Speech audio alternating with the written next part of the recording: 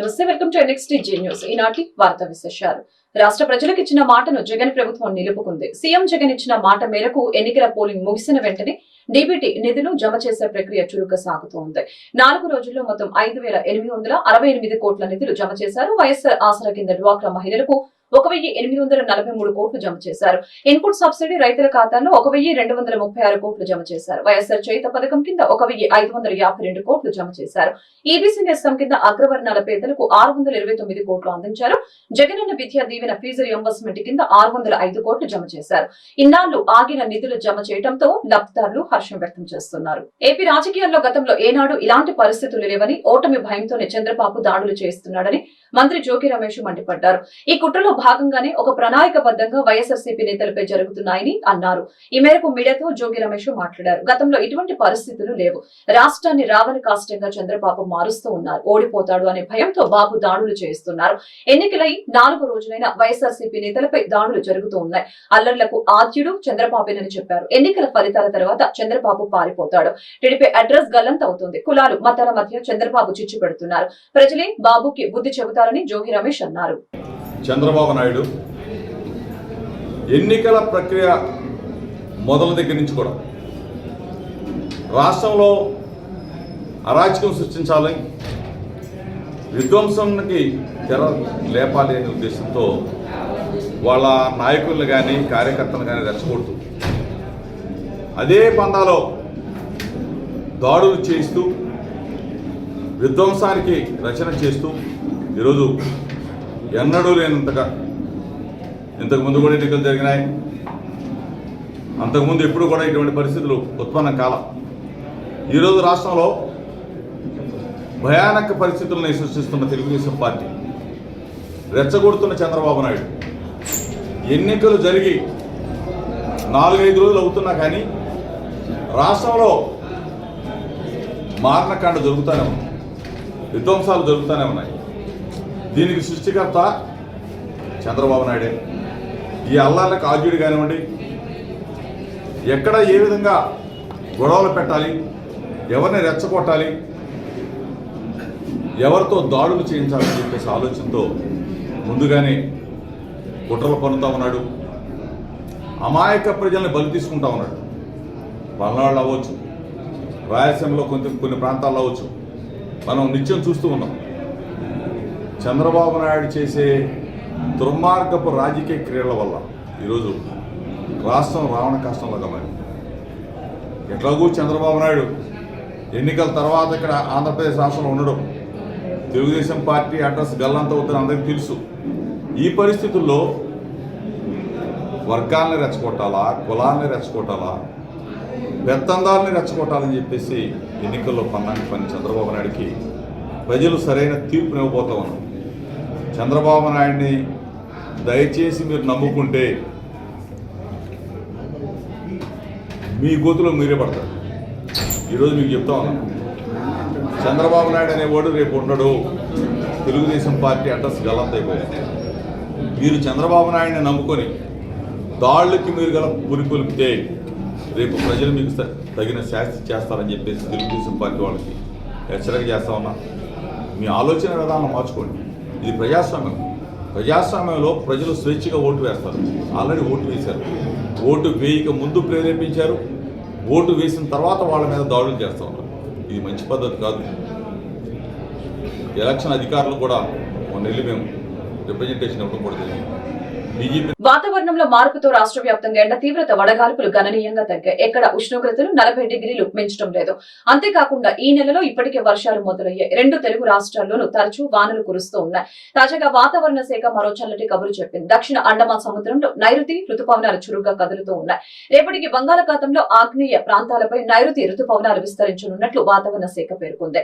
ఈ నెల 22న నైరుతి బంగాళాఖాతంపై అల్పపీడనం ఏర్పడే సూచనలు ఉన్నట్లు వాతావరణ శాఖ అధికారులు తెలిపారు.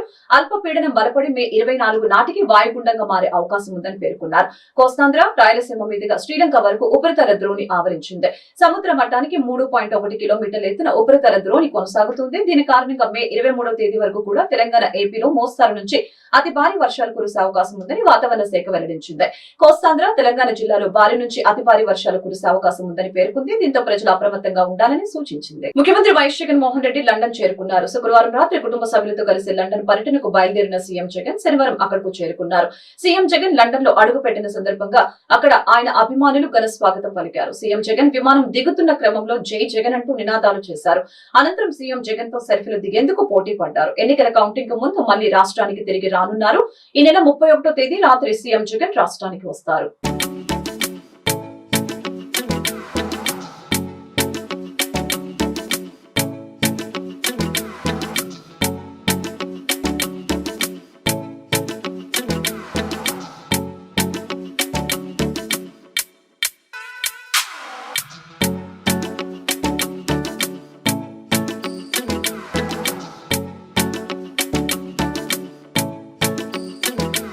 గుంటూరు ఆరుగ్రహారం శ్రీ కన్యక పరమేశ్వర అమ్మవారి దేవస్థానంలో అమ్మవారి జయంతి మహోత్సవాలు శనివారం వైభవంగా ప్రారంభమయ్యాయి. ఈ నెల 18వ తేదీ నుంచి 22వ తేదీ వరకు అంగరంగ వైభవంగా ఈ ఉత్సవాలు జరగనున్నాయి. ఈ ఉత్సవాల్లో భాగంగా అమ్మవారికి విశేష పూజలు శాస్త్రోక్తంగా జరిగాయి. శ్రీలక్ష్మి గణపతి హోమం, రుద్ర చండీ హోమాలను వేద పండితులు ఘనంగా నిర్వహించారు. 5 రోజుల పాటు అమ్మవారి ఉత్సవాలను ఒక పండుగగా నిర్వహిస్తామని నేరెళ్ల హరి తెలిపారు. ప్రతిరోజు సాయంత్రం అమ్మవారి గ్రామోత్సవ కార్యక్రమం నేత్రపర్వంగా జరగనుందని తెలిపారు. ఈ కార్యక్రమంలో భక్తులు పెద్ద సంఖ్యలో పాల్గొని అమ్మవారి కృపకు పాత్రులు కావాలని కోరారు. ఈ కార్యక్రమంలో ఆలయ కార్యనిర్వహణాధికారి పాదార్తి దుర్గారావు, టిఎల్వి వీరాంజనేయులు, నిడమనూరి సురేష్, దేవరశెట్టి సురేష్, బైసాని ఇందుమతి పాల్గొన్నారు.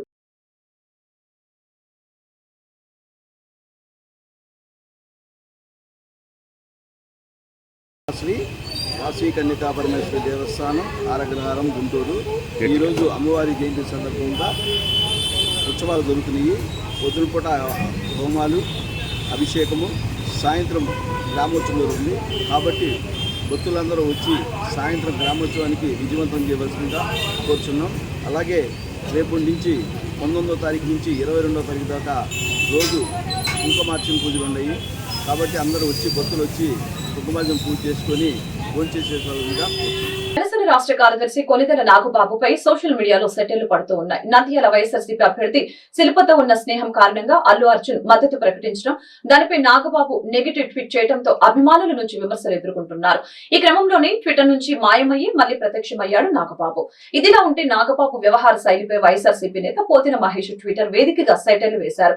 స్నేక్ బాబుకు పాలు పోసినా అది కాటు వేస్తోంది. వాడుకొని వదిలివేసే వారికి స్నేహం, నమ్మకంగా ఉండే వారి విలువ తెలుస్తుందా? ఆర్థిక పరిస్థితి బాగోలేదని స్నేక్ బాబుకు నా పేరు సూర్య సినిమాకి కో ప్రొడ్యూసర్ గా పెట్టించి సినిమా పూర్తి కాకముందే 3 కోట్ల రూపాయలు ఇప్పించి మరో 2 సినిమాల్లో పాత్రలు ఇప్పించి ఆర్థికంగా ఆదుకున్న పుష్ప 2019లో జనసేన పార్టీకి 2 కోట్ల రూపాయల ఫండ్ ఇచ్చిన స్నేక్ విషం చిమ్ముతున్నారని ఘాటు విమర్శలు చేశారు. ఆరగ్రహారం గీతా మందిరం ఆధ్వర్యంలో వేసవి కాలం సెలవుల సందర్భంగా విద్యార్థులకు చిత్రలేఖనం, భగవద్గీత పారాయణంపై ఉచిత శిక్షణ శిబిరం నిర్వహిస్తున్నామని పాలకవర్గ సభ్యులు గౌరీశంకర్ రమణ తెలిపారు. శనివారం సాయంత్రం 5 గంటల నుంచి 7 గంటల వరకు ఈ శిక్షణ కార్యక్రమం జరుగుతుందని తెలిపారు. ఈ మేరకు గీతా మందిరంలో ఏర్పాటు చేసిన మీడియా సమావేశంలో వారు మాట్లాడారు. గీతా మందిరం చైర్మన్ వెలుకూరి అభయశ్రీ రత్నప్రసాద్ ఆధ్వర్యంలో ప్రతి సంవత్సరం ఇలాంటి కార్యక్రమాలు నిర్వహిస్తున్నామని తెలిపారు. చిత్రలేఖనం ద్వారా ఏకాగ్రత, క్రమశిక్షణ, పట్టుదల పెరుగుతుందని, అలాగే భగవద్గీత పారాయణం ద్వారా ఆధ్యాత్మిక చింతన, తోటివారి పట్ల ప్రేమ, ఆప్యాయత కలుగుతుందని వెల్లడించారు. శ్రీ కన్యక పరమేశ్వరి అమ్మవారి జయంతి రోజున ఈ కార్యక్రమం చేపట్టడం ఆనందంగా ఉందని తెలిపారు. ఈ మేరకు గీతా మందిరం చైర్మన్ వెలుగూరి అభయశ్రీ రత్నప్రసాద్ బాపారావుతో కలిసి వారు భగవద్గీత పారాయణ పుస్తకాన్ని ఆవిష్కరించారు. ఈ అమ్మవారి జయంతి రోజున ఈ వేసవి కాలంలో